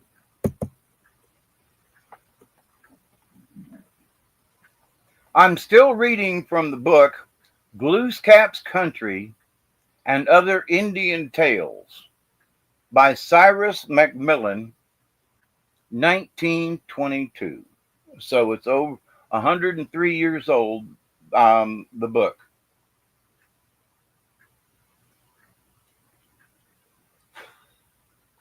So this story, Rabbit and the Indian Chief.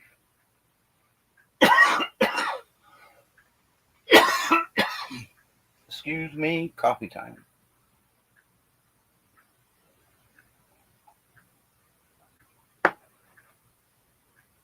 Long ago, an Indian chief was living with his people far in the Canadian forest.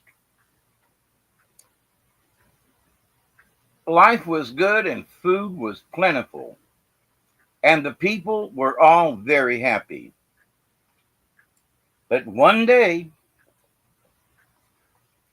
a wicked giant and his old witch wife came crashing into the land from a far country beyond the prairies. They devoured all the food they could lay their hands on, and soon there was little left to eat in all the country.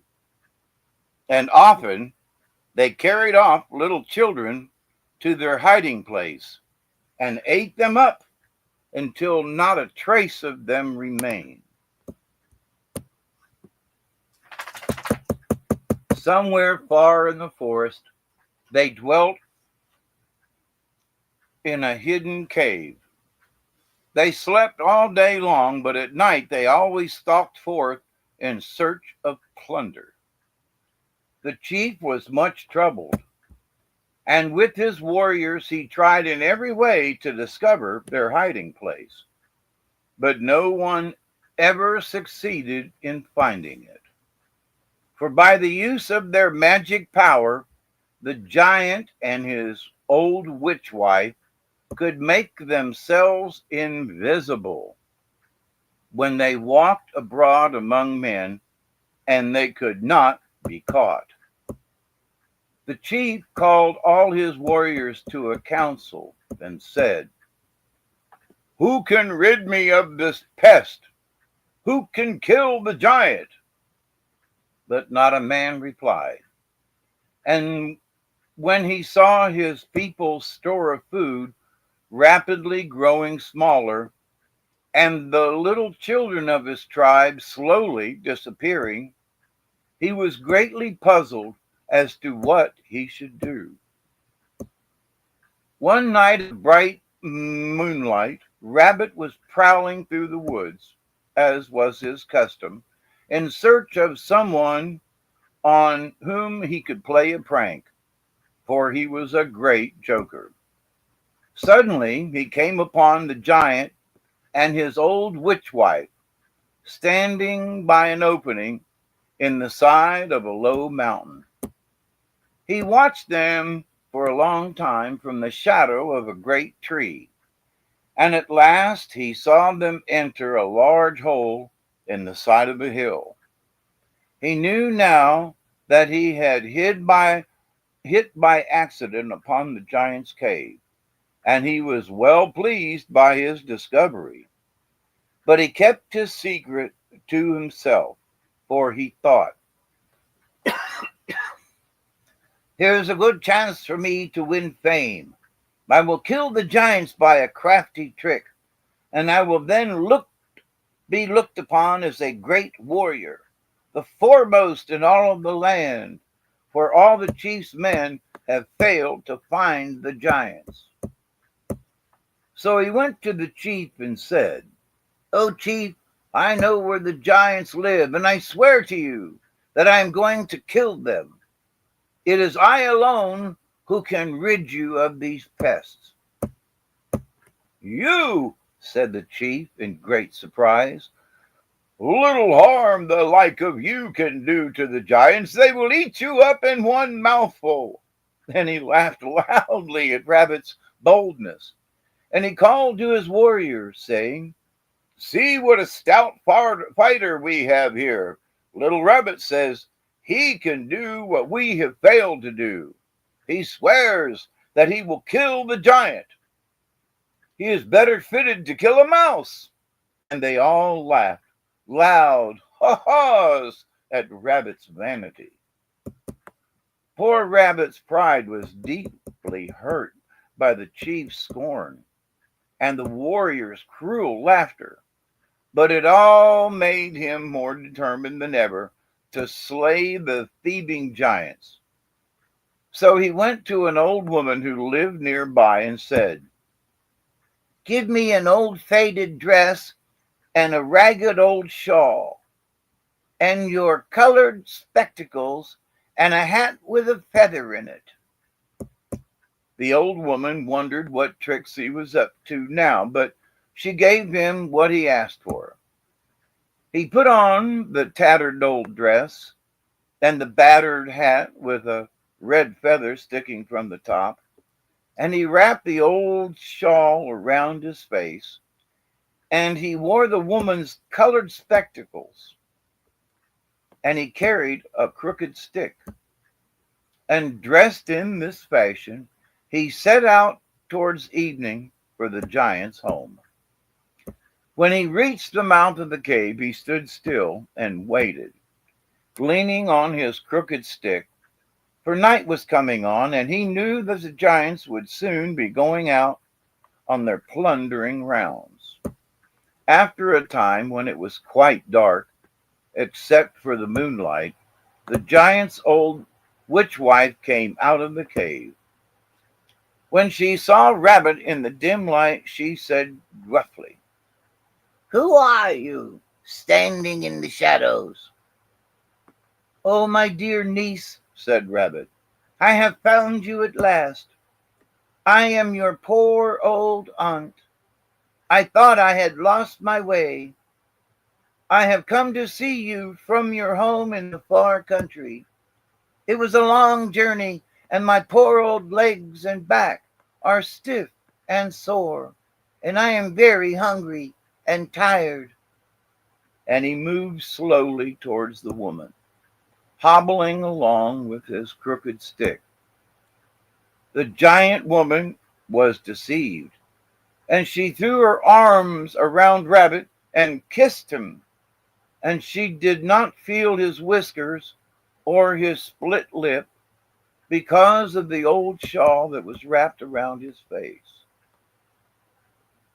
I have a pain in my jaw from sleeping out of doors, said Rabbit, and I must keep my face wrapped up.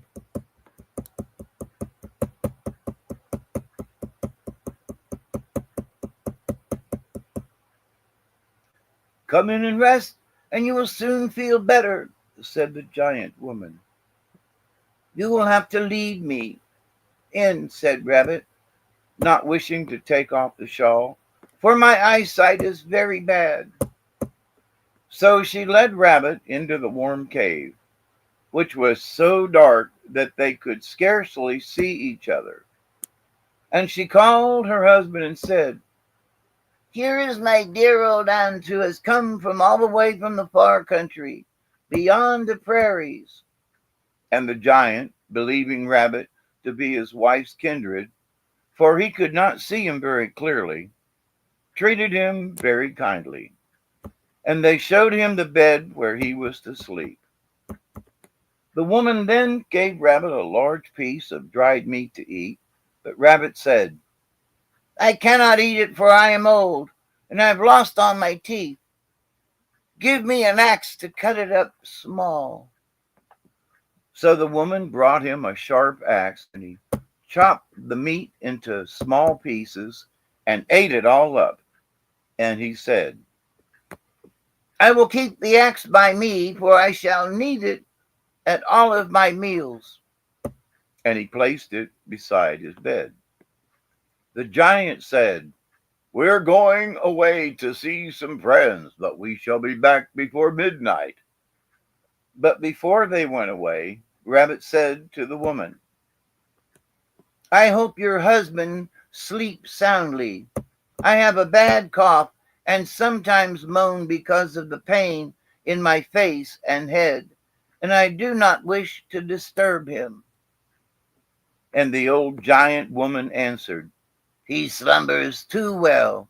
When we sleep, we both snore loudly, and when you hear us snoring, you may cough as much as you please, for then you will know that we are sound asleep. Then the man and his witch wife went away.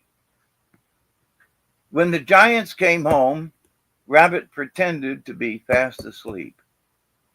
They brought back with them much food, which they hid in a secret place at the side of the cave. Rabbit watched them through the holes in the old shawl around his head. Soon they went to bed, drowsy after their fat meal. When Rabbit heard them snoring loudly like a great waterfall, he arose very quietly and crept softly to their bedside. With 2 blows of his axe, he killed the giant and his wife, one after the other. Then he ran away as fast as he could, carrying with him his old dress and hat and shawl, for he thought he might need them again. In the morning, he went to the chief's house and told the chief what he had done. The chief laughed scornfully, and he would not believe it until Rabbit brought him to the cave and showed him the slain giants, cold and stiff in their bed. The chief's men then took back to the village the great store of food the giants had hidden in the secret place.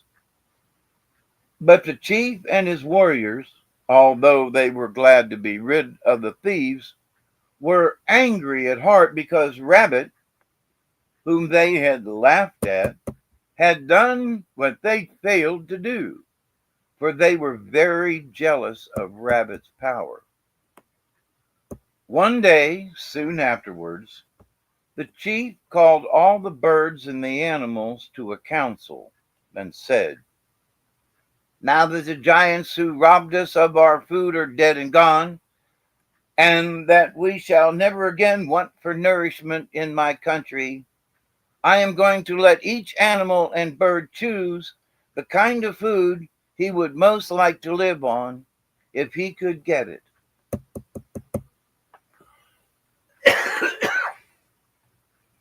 And they shall never want for that kind of food if it can be provided." And he called on each to make the choice. And the bird said, "Grain and seeds and worms." And the squirrel said, "Nuts." And the fox said, "Chickens." And the cat said, "Milk." And the dog said, "Meat and bones." And the weasel said, "Eggs." And the wolf said, "Lambs." And the bear said, "Fish from the frozen sea." And so on, until each animal was called upon and declared his liking. And the chief said, "It shall be as you have chosen." But the chief had purposely neglected to summon poor Rabbit to the council. And Rabbit was absent on a long journey. When he came home, he was very angry when he heard what had happened, for only the leftover in the world's food remained for him to choose. So he went to the chief and said in great wrath, "This is a fine return for ridding your land of giants, but that is the way you have. You always reward good deeds with evil." The chief was very angry because of Rabbit's insolence, and he said, "You are telling lies again." But Rabbit called as witnesses to the truth of what he said sheep and goat and duck who chanced to be passing by and who stood listening to the quarrel. And old sheep said, "Rabbit has spoken truly. When I was young, I gave the chief much wool to make clothes for his back, and he used me well. But now that I am old, he is going to kill me and eat me up. That is my reward." And the old goat said, "Rabbit has spoken wisely and justly. I served the chief well in my time and gave him milk. But now that I am old and have no more milk, he is fattening me and getting me ready for slaughter. That is my reward."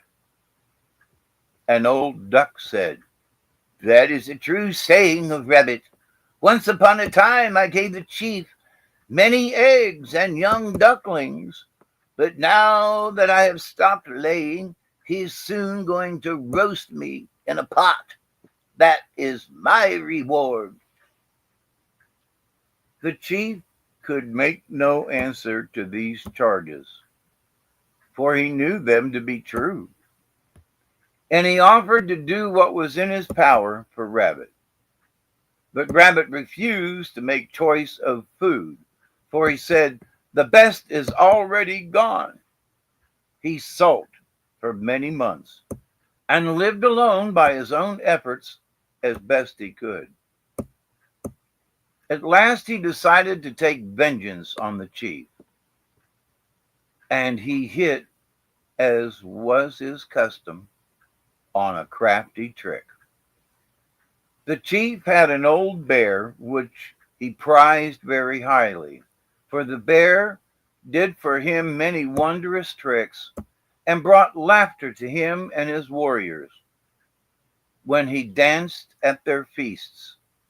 In those olden times, Bear had a long, bushy tail, of which he was very proud. One day, as Rabbit sat on the ice fishing, for it was now winter, Bear came along. There was to be a feast that night, and he was going to dance for the chief, and he was in very good spirits. "Where did you get all the fine fish?" he asked, for he was a great fish eater. "I caught them through the hole in the ice," said Rabbit. "It is very easy. Just drop your tail down through the hole, and it will soon be covered with fine big fish." The bear did as he was told, and he sat on the ice for a long time waiting for his prey. He sat so long that the hole froze up, for it was very cold, and in it was frozen poor Bear's long, bushy tail. "Now," said Rabbit, "jump quick, for many fish are hanging to you." Bear jumped with all of his might, but his tail was held fast in the ice, and it broke off close to the root. Rabbit laughed in great glee and ran away, and poor Bear howled with pain and shame. He could not dance at the feast because his stub of a tail was sore, and the chief and the warriors were very angry at Rabbit because he had harmed their dancing pet. And since that time, Bear has had a short stubby tail, which to this day he tries to wag feebly. Rabbit then hid for some days far from the chief and his warriors. Then he decided to try another trick. The chief's woodcutter was old Beaver, who lived in a little house of reeds on the bank of a stream. He was very busy now cutting down the trees for the chief, for it was near to springtime, and the people were in need of logs for building roads over the rivers. One day, Rabbit went to Beaver and said, "The chief sent me to you to bring you to a great tree he wishes you to cut down at once." So Beaver went along with him. But when Beaver was busy at his task, cutting down the tree, Rabbit hit him a savage blow on the head with a big stick, hoping to kill him and thus, again, to anger the chief. Poor Beaver fell to the ground, and Rabbit ran away. But Beaver was only stunned. He got up after a time and went home, muttering to himself and rubbing his sore head. Soon, Rabbit came back to the tree and found Beaver gone. He knew that his blow had failed. Then he put on again his tattered old dress and his ragged shawl and his colored spectacles and the hat with the red feather sticking to the top. And he went to Beaver's house by the stream, hobbling along with a stick. "The chief sent me to bring you to a great tree he wishes you to cut down at once," he called. And Beaver said, "I've already tried to cut a great tree for him today, and I should have finished it had I not been beaten with a stick until I was stunned by the blow." "Who struck you?" asked Rabbit, laughing to himself. "Rabbit struck me," answered Beaver. "He is a brigand and a liar and a thief," said Rabbit. "He is all that," said Beaver, rubbing the lump on his head. So the Beaver went along with Rabbit, and Rabbit asked as they went along, "How is it that you are alive after that cruel blow?" And Beaver said, "Rabbit hit me on the head." If he had hit me on the back of my neck, he would have killed me, for there I keep the secret of my life.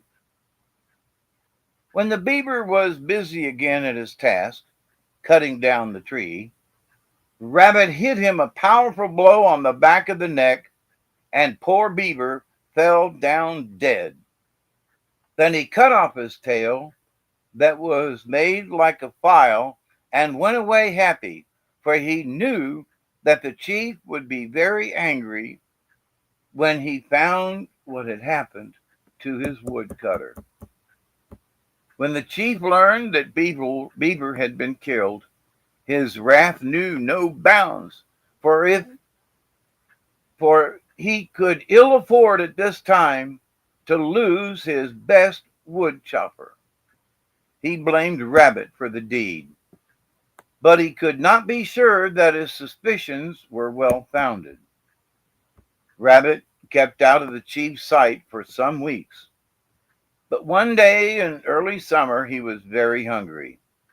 He saw all the other animals filling their bellies with their favorite food, and he decided to forget his sulks and to ask the chief for help.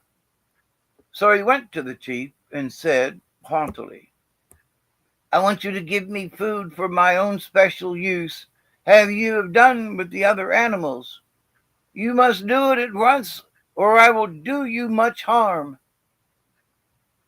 Then the chief remembered what Rabbit had done to his dancing bear, and he thought of the death of Beaver, for which he blamed Rabbit without proof, and he grew red with anger.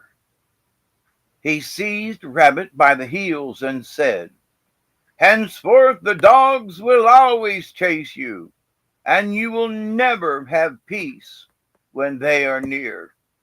And you will live for the most part on whatever food I throw you into now." Then he whirled Rabbit around his head by the heels and then threw him with great force with great force, hoping to drop him in a great black swamp nearby. Poor Rabbit went flying through the air for a great distance, farther than the chief had hoped, and he dropped with a thud into a field of clover on the edge of which cabbages and lettuce were growing. And since that time, dogs have always chased Rabbit, and he has lived for the most part on cabbages and lettuce and clover, which he steals on moonlight nights from farmers' fields. The end.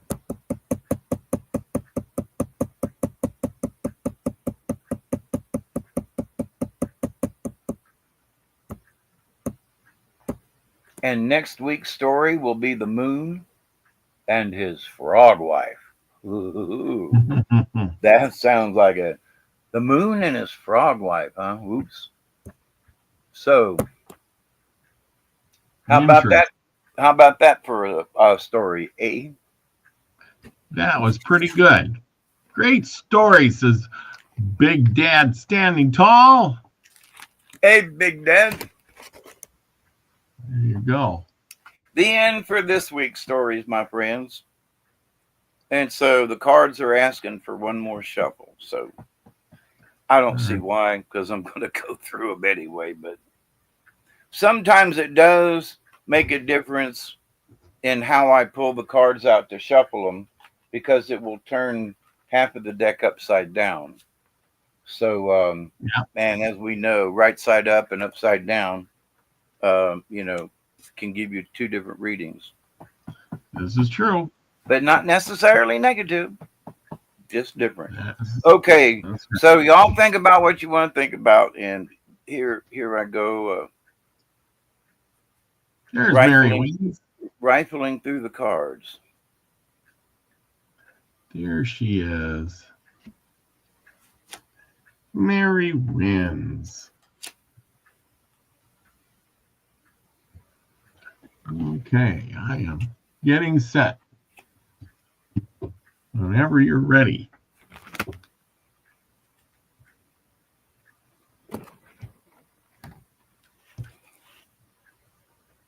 I'm doing my thing. Oh yeah, I know you are. So Everybody's doing their guessing while you're doing has this. everybody everybody picked your favorite animals? I think they have. We got crow, swan, badger, butterfly, and lizard. We got everybody else choosing here. So I got them all up here. I hope somebody says they were trying to pick ones like panda. There is no panda. Nope. There is bear, but there is no panda. Frog, bear, whale, and fox. Dragonfly, antelope, buffalo, and deer. Butterfly and deer. There we go. Let's see what we got. Okay, I'm standing and waiting. See how close everybody got. So he's a swan, badger, butterfly, and lizard. Lucky's got coyote, beaver, dragonfly. Seeker's got frog, bear, owl, whale, and fox. Yes. It's all good.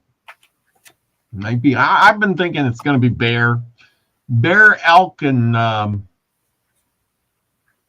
probably owl. Well, this is what I got so far, and I'm still got a mountain lion. Ooh. Badger. I heard somebody called badger. Yeah. Skunk upside down. Deer upside down. Beaver upside down. Somebody said beaver.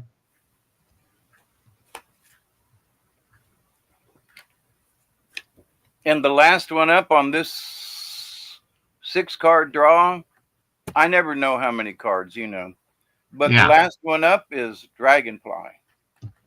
Well, there's a few dragonflies. So dragonfly, antelope, buffalo. Yeah. Big Dad says he got dragonfly and deer. Frog, bear, owl, whale, fox. Seeker got nothing. Lucky, coyote, beaver, deer, and dragonfly. He got deer and what was it? Dragonfly. You got deer and dragonfly and beaver. Beaver. 3 of them. Holy cow! Who did that? Lucky. Swan, badger, butterfly. Nope, you got nothing. Yeah. Lucky. Let's see what he got. Yeah. So you got a few of them. Good guessing. There. Well, but here's the other thing.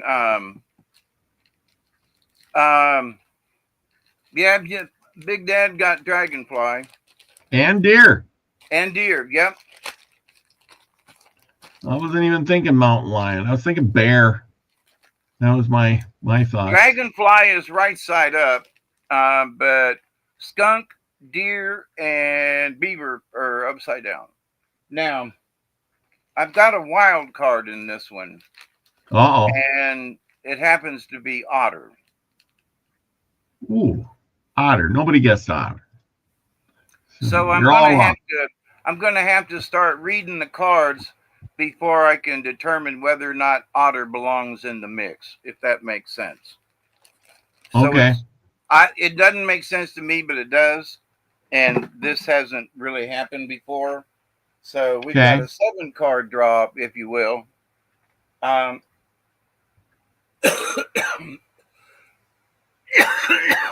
right. Just a sec.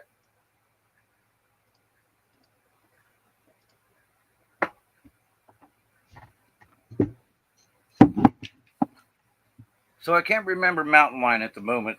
So, but it's number 17. And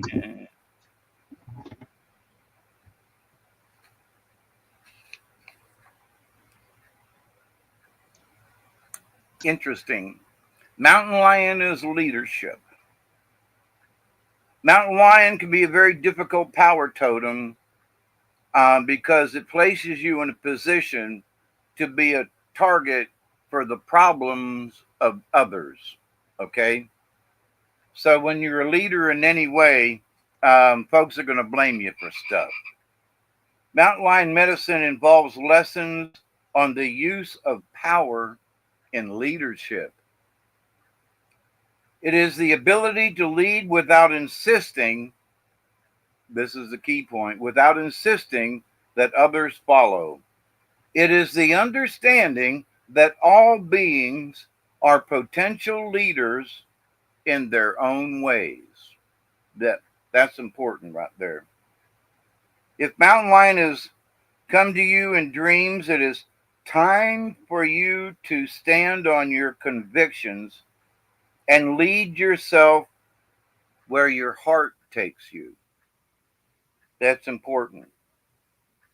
Others may choose to follow, and the lessons will multiply. If you pulled the card of Mountain Lion, you may be asked to review the purpose behind your personal beliefs. It's not that you question them, it's that you go back over and make sure that you stand on those convictions.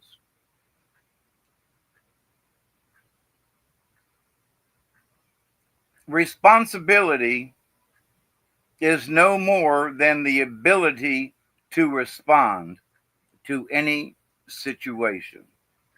Panic is not part of this sacred animal of the mountain lion. Now, I got to take a quick trip backwards for a second to find out if otter fits in this right now.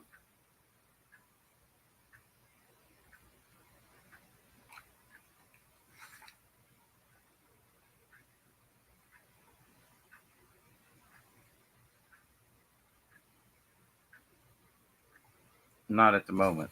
We're going to leave otter out of this.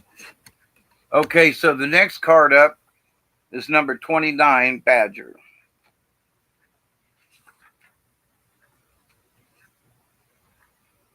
Aggressiveness. So Mountain Lion is telling us to use our power in leadership, and Badger is right out of the squash is saying aggressiveness. So does that mean be an aggressive leader? Badger is vicious and attacks with powerful aggression. Badger is quick to anger and quicker to pounce.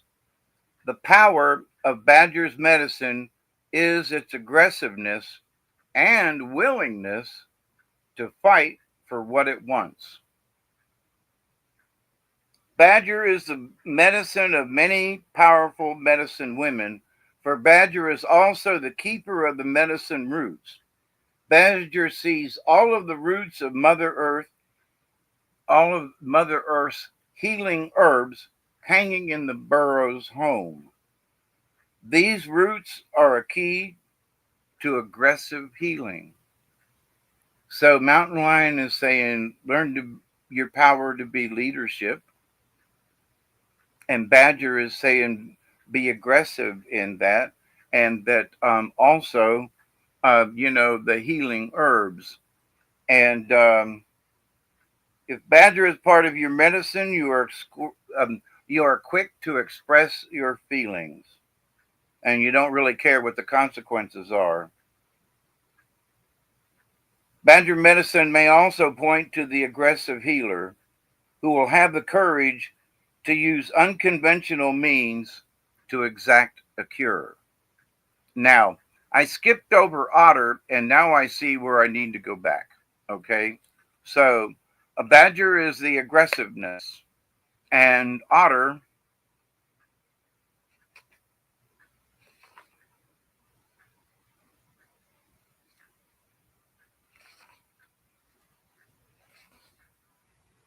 is women's medicine. So Badger just said aggressive healing, through, the medicine, through medicine women. And the medicine held by otter is a set of lessons in female energy. This applies to both men and women, as all of us have female sides. The otter's hide is very soft and used as medicine bags.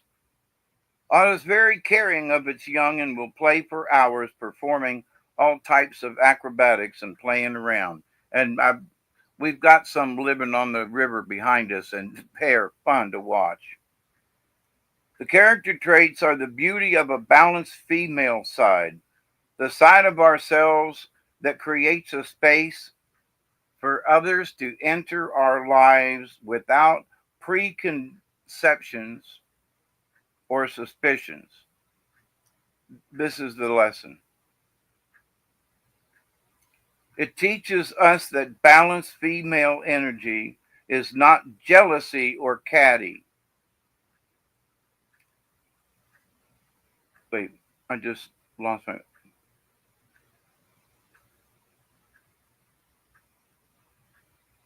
Otter will not start a fight unless it is attacked. This joyful little critter always considers that all other creatures are friendly until proven otherwise.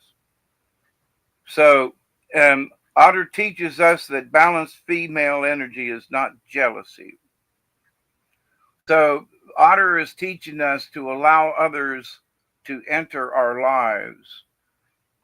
And Otter is saying be aggressive at it, I reckon. So, next one up is skunk. Uh-oh, I lost mine. Well, as long as y'all can see me. Well, this is interesting because now skunk comes up. So you got badger and otter, female energies, healing energies, aggressiveness. And here's skunk with reputation. Unlike other predatory animals, skunk does not threaten your life, but threatens your senses. Skunk is teaching you that by walking your talk and by respecting yourself, you will create a position of strength and honored reputation. So through your aggressiveness, you can gain honored reputation.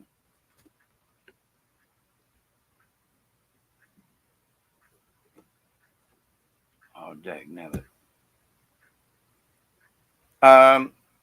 But now skunk's upside down. So skunk medicine operating through the contrary or reversed indicates that your self-esteem may seem to others as if you're putting on airs. In other words, you're faking it. In leaking vital energy, you may be stinking up your environment. Be careful with yourself. Write the situation by assuming the attitude of skunk, nonchalance. So, in assuming nonchalance, you are neutralizing the effect of leaking energy. To balance the causes and effects of your actions and energy flows, you must decide whether or not you need to spray in the direction of others to repel them, or to spray in the direction to have other skunks find you. Now, that's interesting in that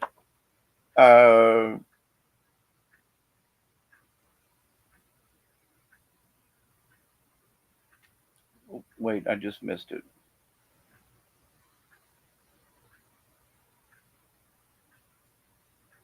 Self-esteem may seem to others if you are putting on airs. So, be careful with that in your aggressiveness, right? So you got all these good female sides looking at you, and then skunk is saying, be careful that you don't stink up your own environment. Now, number 4 is deer, and I love the deer one because it's, fawn was going up Sacred Mountain to visit with the creator, and a big old giant troll was in the way, and deer finally won him over just by looking at him and being kind and with gentleness, because that's what deer is, gentleness. Deer teaches us to use the power of gentleness to touch the hearts and minds of wounded beings who are trying to keep us from the sacred mountain. So aggressive healing right? You've got the feminine side, and skunk saying, "Don't stink up the situation," and now you've got, you know, deer, which is upside down, indicates that you are courting your own fear by fighting the internal demons of negative ideas. This is a clue for you that force is not always the best method. Now, see, you got Badger being aggressive, right? And so Deer's reminding us maybe keep it cool. Remember, Fawn can teach you many lessons about unconditional love. In its true application, unconditional love means that no strings are attached. So Deer's coming in here and it looks like trying to calm down, too much aggressiveness. Don't stink up your area. The next one up is Beaver, number 22.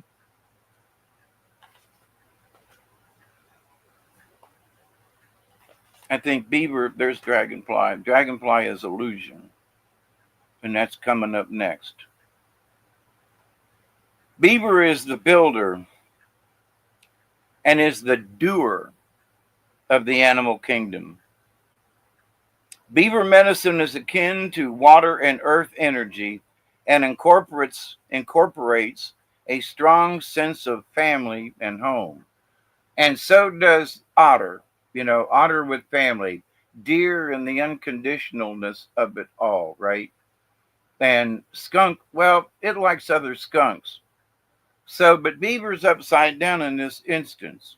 If beaver has dunked its head under the water and is contrary, you are being asked to open new doors to opportunity and to stay aware. Now, that's interesting because early on, the cards say to keep your life open so that you can accept other things. This could also issue in a time of laziness or apathy. Find what is damming the flow and remove the impasse.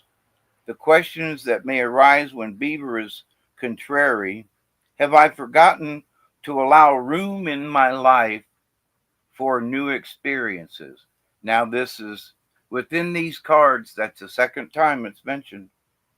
So I would venture to say that the big thing is forgotten to allow room for new experience and new people and new loves and the new all kinds of stuff. And am I resentful or unwilling to work with others? So early on in the cards, it says, we got to learn trust. So you got to keep that in mind too. So it looks like there's some reinforcement with these cards. And the last one up is number 27, Dragonfly, which is illusion. And it is right side up. Dragonfly medicine is of the dream time and the illusionary facade we accept as physical reality. Some legends say that Dragonfly was once dragon. Dragonfly is the essence of the winds of change. So here you got all these cards leading up to, the feminine side and opening things up and everything. And so here's Dragonfly saying, it's the essence of the winds of change. So changes are coming. Keep your heart open and keep your awareness up. The messages of wisdom and enlightenment and the communications from the elemental world. So that's some interesting cards for tonight, my friends. So looks like keep an eye on stuff. Women, keep that feminine side open, and men,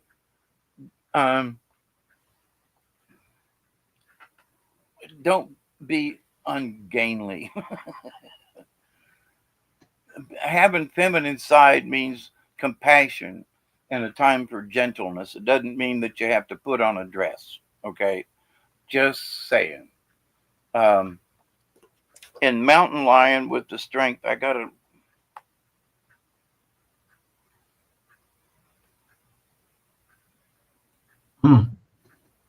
Oh, leadership.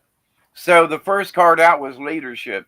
So it must mean that you should become a leader, be aggressive, but keep the feminine side open, which is compassion and gentleness. And, Fawn reinforces that. And Skunk, don't stink up your own environment. And if you want like-minded people, then spray in that direction. And Deer is like, keep the gentleness going and keep your heart open and be aware. And Beaver is all about family. And Dragonfly is making sure that you don't get swallowed up by the illusion. Mm-hmm. So that's a bunch of cards.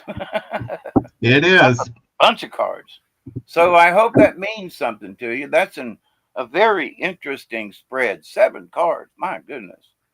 But I pulled that Otter card, and then when I hit the Badger card, I realized it did fit. And after seeing all the cards, the Otter card absolutely was necessary. So, but anyway, I hope you all see that. I did. Yep. That's why I had to go back. Wow. But so anyway, I hope those cards leave you with something. We all realize that we're everywhere there's change going on.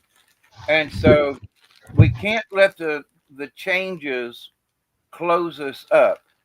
Because sometimes when there's a bunch of change, all you want to do is sit over on the side and become invisible. Notice how invisible was brought into the cards too. That was weird. Yeah. That was just weird right there now. Oops, I lost my screen. We still there? Yeah, we're still here. All right. So how about them cards? Those were good. I hope they meant something to everybody, and there were some people here who were doing remote viewing, picking out the right ones. So good for you people. And and all of those cards are encouraging, by the way. All right. Use medicine aggressively to heal others, and keeping your heart open, which means that there are a lot of lessons in there, so there were good cards, positive. So stay alert and be aware. That's right. Remember, thank you for everybody for joining us tonight. We had a great night. Chloe, Witchy Moon, all of you stuck around for the whole show. Seeker of the Truth, thank you. Lucky Stone, Chloe, let's see who else is in here. I think Nina was in here, and Savage Lee, and Elderberry, and everybody who came to join us tonight. I know there was Mary Wins. Yes, Mary wins, always wins.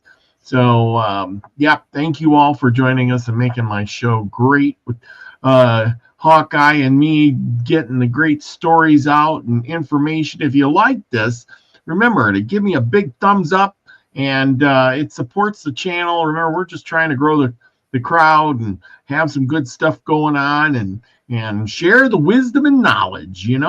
That's what it's all about. Think of how many other people you could share this show with, and then they could come and enjoy the card reading and the great stories every Tuesday night. And then come and hang out with us if they would like. That's right. That's absolutely right. You got a show tonight. Maybe if I can stay awake. All right. Yeah, you had a busy day. So maybe go enjoy David on his channel over there and check them out. And let's see, I gotta get to work, so I gotta go to bed and everything. But yeah, Chloe, she says, I'm tired too. Don't you got a new job, Chloe? Yeah, you were working hard. You're hard working. She was all flooded there. I seen there was some stuff where she was flooded out. I don't know how she got out of the house. Anyway, with that, remember, summer's coming. Yep, Lucky, we're having a wonderful week. I've come up with an idea for the show on Saturday. We're going to talk about extinct animals. How's that? All the weird subjects we talk about, we are going to talk about extinct animals. So join us on Saturday night where we talk about extinct animals. Trilobite Saturday. Yeah, it's going to be a good Saturday show. I mean, think about it. How many animals went extinct due to humans, and I forget how the subject came along. As a buddy of mine says to me, he says, things change, and we got talking about, how did it go? We were talking about God and creation and stuff, right? And then he says, everything's supposed to, according to the way things go, everything's supposed to fit together, and work as one. And I says, yeah, but think about it this way. When something isn't working, like a certain animal doesn't work in the world we have now, it goes extinct, right? And apparently it wasn't created to fit in anymore. What about that? Nobody thinks about that stuff. Was it an oops? Or, didn't design that critter very good. The dinosaur only lived for 1 million years. I guess its time is up. Well, but that's the thing, is there was a lot of animals that were around for hundreds of years. I mean, even peoples went extinct. Everything, think of it. Look at we're talking about Native Americans. They almost went extinct, and certain tribes did go extinct. And then the Anunnaki and the Dogon showed up, and we're repopulated. Yeah, well, and then that's the thing too, is we're repopulating, but how do I want to put that? The stars. Well, the natives that are from the past, how many pure native blood Indians are there? It's a good question. How many pure Navajo are there? How many pure Apache are? Because really, they've got intermingled. It ain't like we're having a breeding program. They got intermingled with white people. They got intermingled with Mexicans. They got intermingled with, and it goes on and on and on. So the true natives are kind of disappeared, I would say. Wouldn't you? Yeah, but there are, having known a few Navajo in my lifetime, they want to try to stay Navajo. Doesn't mean that they won't marry out of the tribe, but they see the value of maintaining as much of a bloodline as they have. Yeah. So whatever the bloodline is now, not that they're against intermarriages, but, those who are serious about, now we got to maintain the bloodline, but at the same time, they got to be able to find a Navajo woman, speaking from the man, that's not part of your family, so you got to find a lady that's from another family once removed, so you don't get into interbreeding. So that has been a problem. But as far as that goes, having met some Cherokee, I've been up in the Cherokee Mountains up there in North Carolina, and talking with some folks, and it's like, some of them will say, that there are no true Cherokee anymore. There are only those that are 85%, because there have been, being on the East Coast, there was so much, intermingling of tribes, of white man and others. But out west now, that's a different story. But to your point, because of all of the things that have happened, there are very few, true bloods left. Yeah. That is kind of the thing. I totally agree with that, and that's what we're going to kind of look at, is because throughout the years, it's hard to, it ain't like we have pedigrees and go around with that. They have to do DNA testing, and, you can't, you don't look at yourself and go, wow, I'm 3/4 this and 4/4 that and 82% this. And you know what I mean? You just, well, I'm who I am. Yeah. And I guess that's where, the strong survive or something. I don't know. But anyway, we're going to research it a little bit. Not only humans, but animals. Did the dinosaurs go extinct? Well, some of them are still here. It's called chickens in my backyard. Alligators, birds, period, things like that. Those are still dinosaurs. They're kind of reptile dinosaurs. Lizards. And there was an alligator that tried to eat a lady and knock over her canoe down here in the South the other day too, by the way, which is really weird. That alligator must be hungry, because they don't normally tump over canoes or kayaks or things like that. Yeah.